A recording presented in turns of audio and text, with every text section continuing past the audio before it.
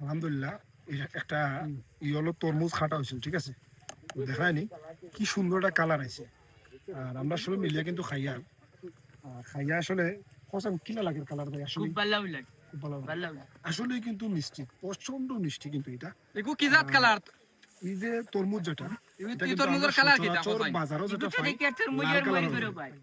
তো লাল কালারের তরমুজ যেটা, এটা স্বাদ অবশ্যই আছে, এর চেয়ে ভালো মানের স্বাদ কিন্তু এটা তরমুজ।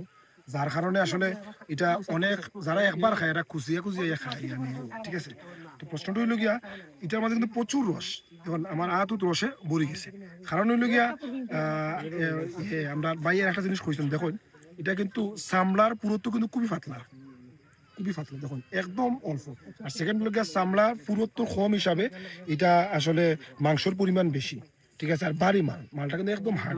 বাদ দাও ভিডিও বাকি যারা খাইছো আগে খাইলে রে ভাই বহুত ভিডিও করছো সাকুর কাজ আছে তোরা রস প্যাকেটটা লইলাও না কেন তোমার খাইতে তোরা রস